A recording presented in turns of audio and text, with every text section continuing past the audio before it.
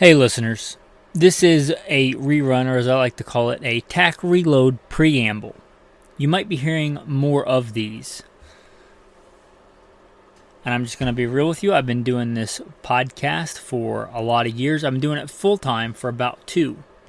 I was hoping to grow it into a full-time income. I said I'd give it a year, and I've given it 2. I've cashed out retirement accounts. I've cashed out Bitcoin.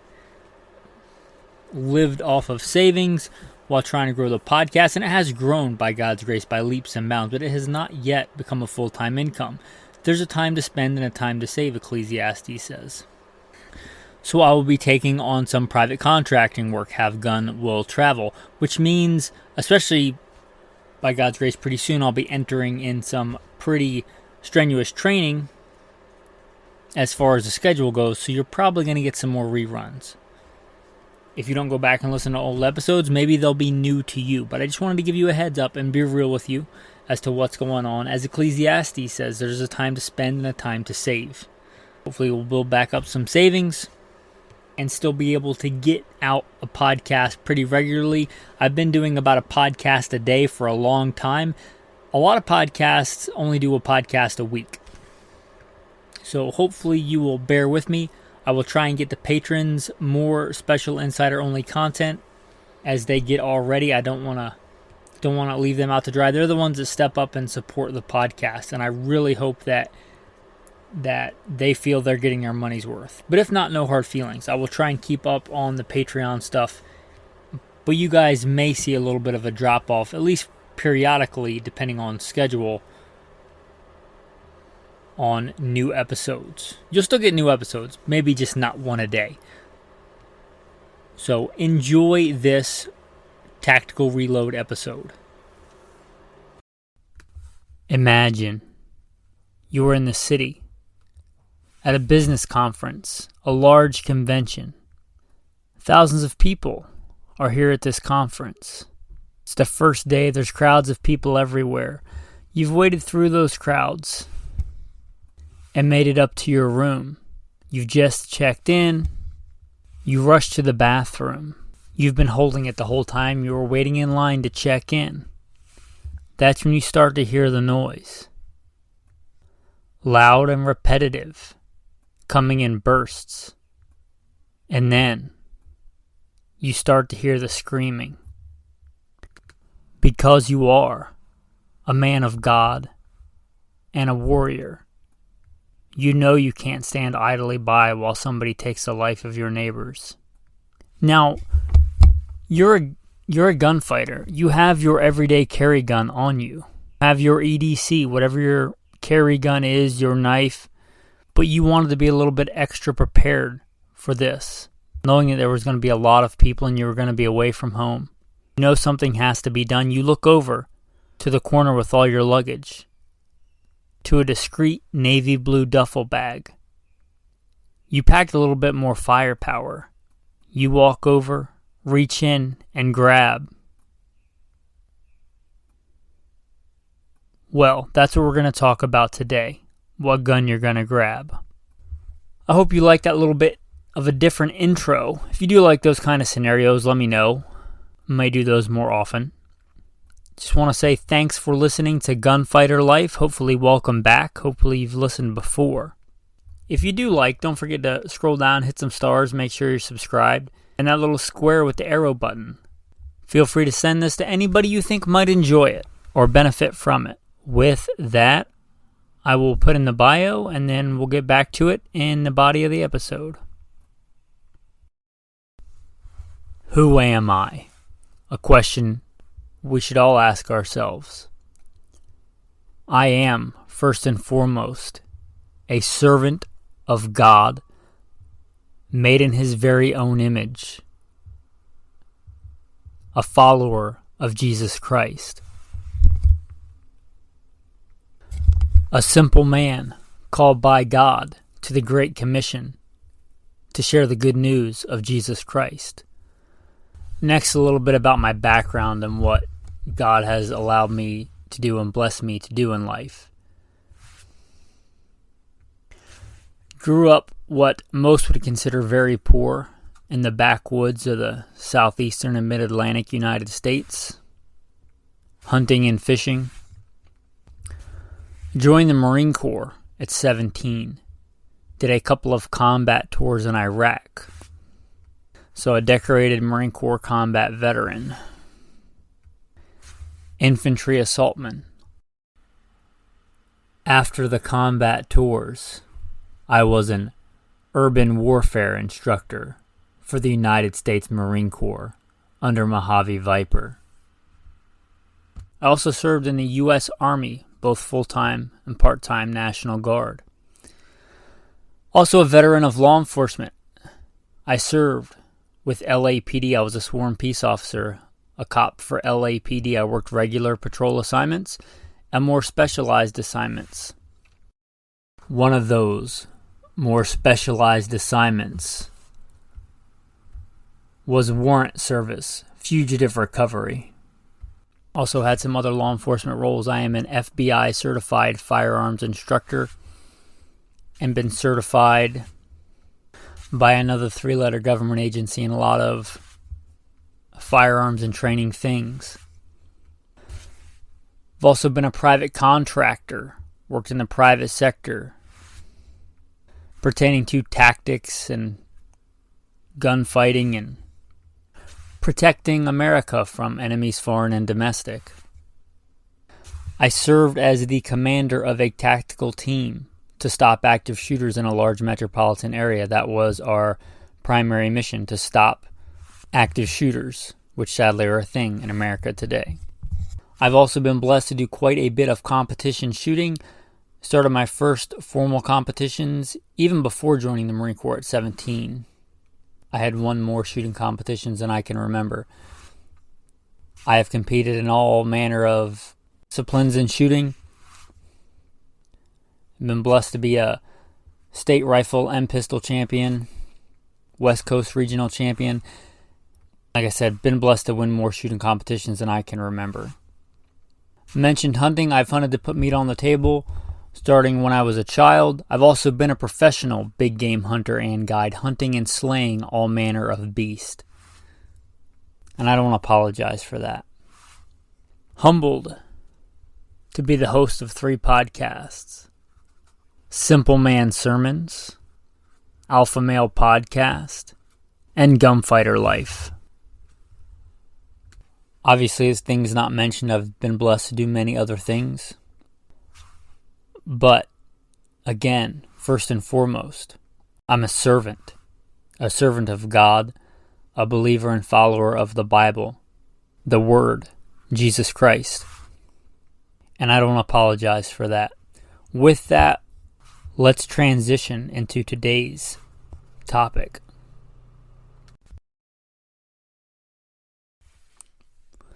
Today's episode, we're going to be talking about duffel bag guns. Now, we just recently did an episode on laptop bag guns, so you may want to go back and give that a listen. But I got some flack, some pushback on that. People saying, oh, you should put this in there, you should put that in there. And remember, it's a laptop bag gun. It's meant to be carried with you in your suit and your business casual outfit. It's meant to be discreet. If it looks like your laptop bag swallowed a transformer, people aren't going to assume there's a laptop in there.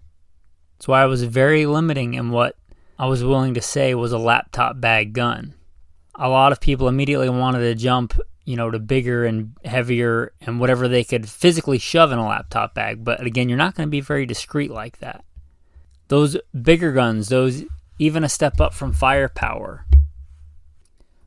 That's what we're going to talk about today in this episode, duffel bag guns.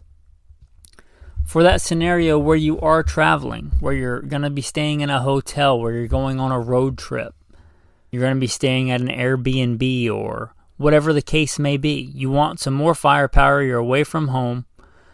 Your everyday carry, your CCW handgun is good, but a pistol is a stopgap measure. It's not as good as other options. When you want more firepower, you want longer range, you want more power. That is what this episode is going to be about. Your duffel bag gun, where you have a little bit more space. You can't carry a full-sized M14 or Springfield M1A. That's still a little bit outside the scope of this. But you have a lot of options. Now, we left off, and I guess where the overlap would be, we talked about those micro kits. The Roni is kind of maybe not the first one, but the first one that became really popular. So the kind of pistol kits that give you a little bit more firepower than your traditional pistol.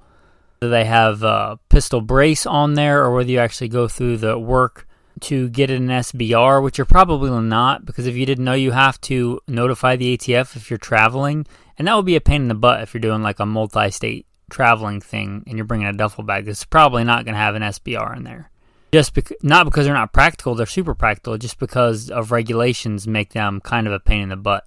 That's kind of your overlap, those kits that turn your 320 or your Glock into something with a little bit more firepower, with a good, decently sized, good field of view optic, something to put into your shoulder, something like that. That'd be your overlap. That'd be fine in a duffel bag. But you go quite a bit bigger for this. Some of your classic ones I could think of would be like something like your pistol braced Mini Draco with AKs. Kind of what you think of the old school classic Krinkov, the short AK-74, with a pistol brace. So it's legal and you can travel with it. That's a lot of firepower. That's a lot. And it would easily fit into a duffel bag. And it's not crazy heavy. And obviously more common today in America is going to be the short pistol-braced AR configuration. Now, the standard of this is going to be in 5.56. We're talking, I really like the 11.5 barrel. I really like that more than going shorter than that. I'd stay with that length if I was going 5.56 and direct impingement. If you're going piston or other things like that, it doesn't really apply as much. But just say one of your most common, you're going to go 5.56, pistol braced. If you want to be super transformer cool, you go, folding collapsible stock. Pistol braced 11.5 AR. Easily fits in a duffel bag. If you have any kind of training with an AR, as a soldier, as a Marine, as anything like that, or you shoot competition or anything like that, all the ergonomics, all that's going to carry over. It's a small, compact package. You got your red dot mounted on it. That's great. Some variations of that.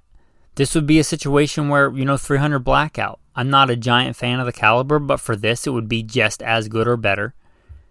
Again, if you're trying to save space, probably not having a can on it. That just makes it longer and kind of negates the 11 inch barrel. I could be wrong, but just the 300 blackout has a lot of merits on its own. It's a decent caliber, and if you're cutting down the barrel, you lose a lot of that high velocity terminal performance that you'd get in a 5.56. So for that, 300 blackout is a fine choice. And those are probably going to be your more common, and there's a lot of other Gucci calibers. Maybe one's your favorite. Insert whatever caliber you want here.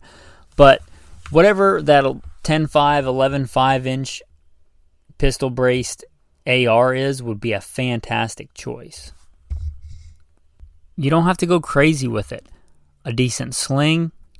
It doesn't have to be expensive, but a decent 1 or 2 point sling for this would be fine. A white light, because you don't know what time, day or night it's going to be. You don't know if the power is going to be out.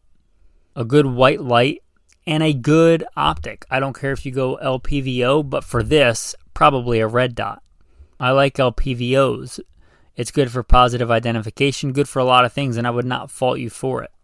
But for this, I'd probably just go red dot. Good for a fast sight picture. They're good for shooting on the move. They are accurate when you don't have, let's say, that perfect head position, body position, like you sometimes need with iron sights. I'd have backup iron sights for sure in case something happened. That's the time I go to grab my optic and guess what? The batteries are dead. Or whatever. I would have backup irons, but a good red dot on this makes a lot of sense. About another option here, the pistol caliber carbine. And not like the Roni kits we talked about. Again, we already talked about those. That's a good crossover between your laptop bag and this bag. They would be a good choice. And if you already have one, it'd be a good choice to put in here. But if you're looking specifically for this, why not go with a dedicated true pistol caliber? How about your MP5, your classic MP5, or whatever the semi-auto version you can get from HK is now?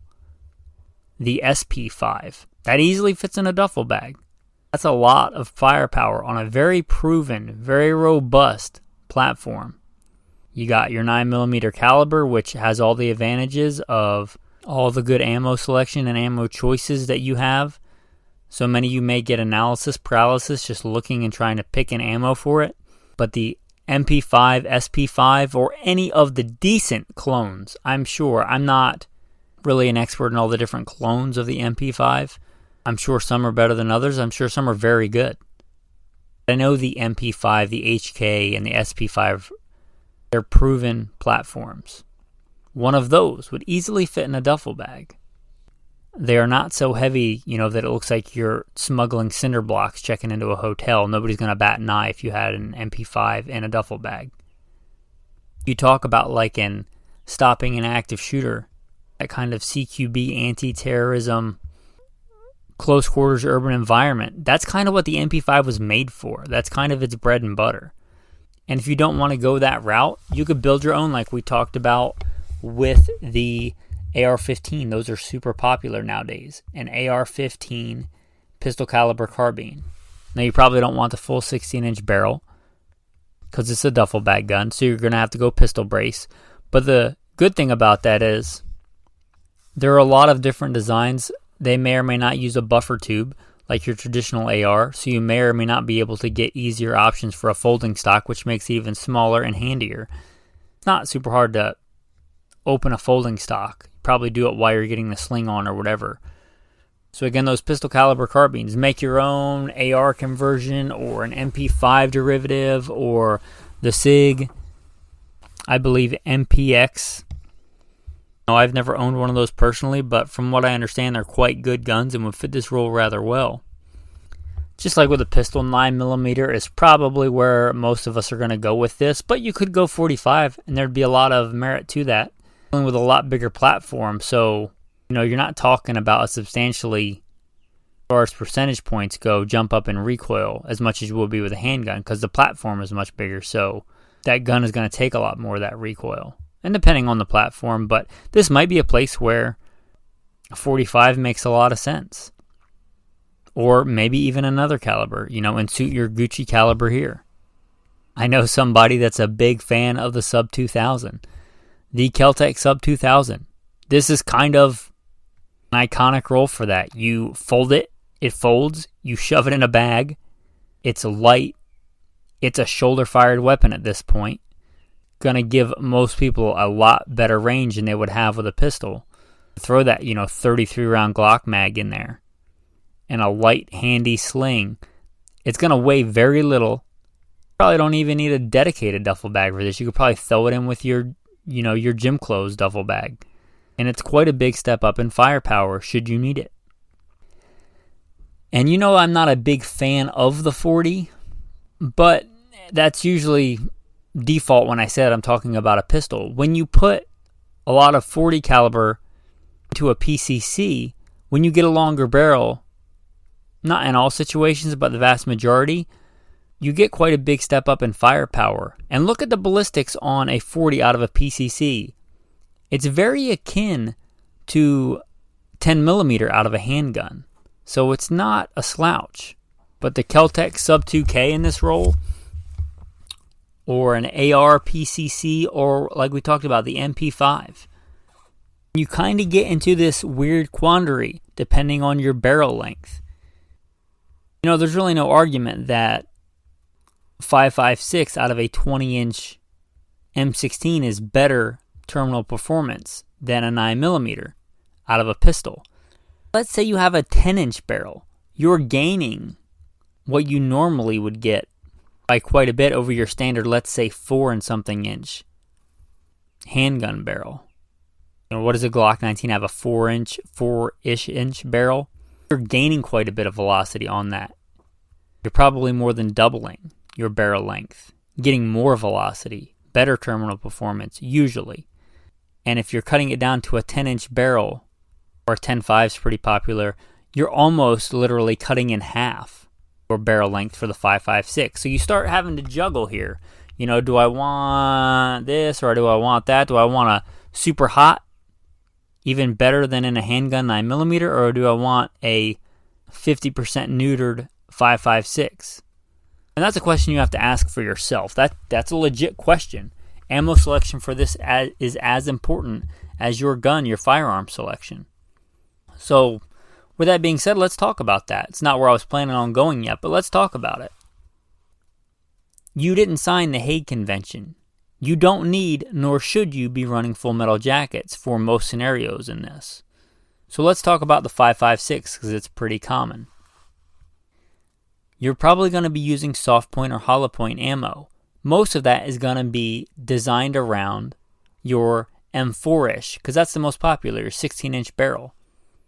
If you're running a 10-inch barrel, this makes a huge difference. I started running an AR with a shorter barrel as a professional gunfighter, and I often did it in a bag like this. This is not hypothetical for me. I've done this in real life. That's why the guys that are like, oh, you should put something bigger in here, until you have to carry it for 12 hours and be discreet. Then maybe not. But I've done this, and I've looked at it. I'm not going to tell you what ammo to pick, but I'm going to tell you it's not so easy as to just throw whatever you want in the gun. When you start getting into your 10, 11-inch ARs, you really have to look at your ammo selection. You want expanding ammo for the vast majority of tasks.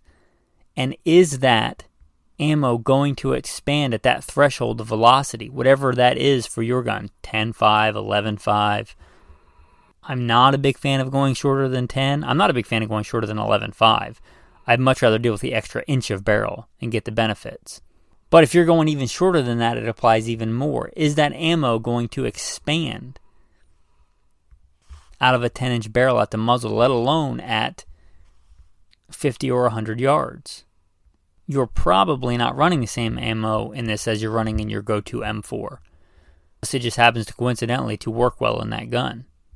Now, most 300 Blackout, I think, is designed for shorter barrels, but you still have to make sure that you do your research and it's likely that that ammo is going to expand out of that barrel length. Now, what about the 9? With the 9, you have the opposite problem. So, expansion and penetration have this kind of conflicting relationship. If you increase the diameter of a projectile, which will happen when it expands, you decrease its ability to penetrate, with everything else being equal. A lot of handgun projectiles are going to be designed to be fired out of that, Glock 19, because that's probably one of the most common barrel length, that 4 to 5 inch barrel length. That's kind of your go-to for what most ammunition manufacturers are designing that ammo to expand at. Now, if you put that in a 10, 11 inch barrel, you're getting a large jump in velocity. I think, oh, that's great. And it may be great unless it causes your ammunition to expand very rapidly and hence give not adequate penetration. If the ammunition expands a lot, like that beautiful mushroom, it gets super, mushroomed out, but it does it all in the first 3 or 4 inches because it's going so fast, probably not the ammo that you want. Because again, you want both. You want a balance. You want to ride that line between penetration and expansion. So you run into the opposite problem here where the ammunition is going to be more powerful than it generally is, more velocity. You're not losing velocity in the 9 in a PCC, you're gaining it. And some hollow points deal with this much better than others. Some hollow points are very finicky on the velocity they have to be, and some expand very well at higher velocities, at lower velocities. Again, you can't just pick because your local law enforcement likes whatever brand and that's what they run. You're on a whole different world running it in a PCC. So I always encourage you guys to do your research, especially when it comes to concealed carry ammo, but also for this because you're getting outside the norm. So you really have to do your due diligence here on ammo selection. So, you've chosen your gun, you've got it in your good quality, well-made but discreet duffel bag. You've gotten your good ammo selection. You've got your good dope, your guns, battle sight 0, 50 meters. You've got a good quality red dot on there with backup iron sights that are co-witnessed. So, if anything goes wrong. Got your good solid white light mounted on there and your good solid, 1 point or 2 point sling on there. You're probably going to have a few spare mags in that bag. This is a case where I really think bandoliers come in handy. There's a lot of good cheap military surplus bandoliers if you're running an AR type gun that take AR mags. And if you're running an AK, they take AK type mags. But the standard one I'm familiar with that I used in Iraq and I've used since then, I actually keep one generally hanging behind the driver's seat of my car with AR mags. Just a 3 mag bandolier. And you literally just grab it and throw it around your shoulder. And there, you have, I would say 90 rounds, but most pros don't load their mags 30 rounds. They load them to 28. Or whatever you want to load them to, 27, 29, I don't care. But you grab your gun, you already have a light on it. You throw your sling on, you throw your bandolier on. Depending on how heavy you want to get in your duffel bag, you may or may not want to put some body armor in there. And that's a whole nother show episode, so we're not going to get too far into that, but that would not be outside the realm of something to keep in this bag. And this is for if stuff really gets bad. And we live in a world where that can rapidly happen. I think a lot of people's eyes have been open in the last few years. Can't just call 911 and expect somebody else to fix your problems. It may take too long. You may have to fix your own problems or help other people that are in need. I want to transition quickly by talking about some guns we may not think about in this role. A lot of guns that disassemble very quickly and can be put together very quickly. Your AR has takedown pins. Let's say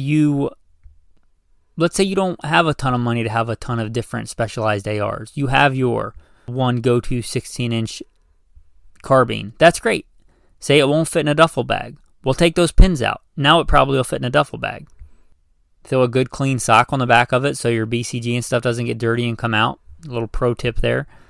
Make sure the duffel bag's clean. Don't throw it in an old sandy, beach bag or something. Throw it in your bag, and if you really need to, it's not ideal, but you can throw that upper on that lower pretty quick. And again, ARs are designed that way. The lower and the upper comes off, and if you take that lower off, even a 16-inch barrel is not super long. That's something duffel bagable, if we're going to make that a action word. Another real common one. I'm a big fan of the shotgun.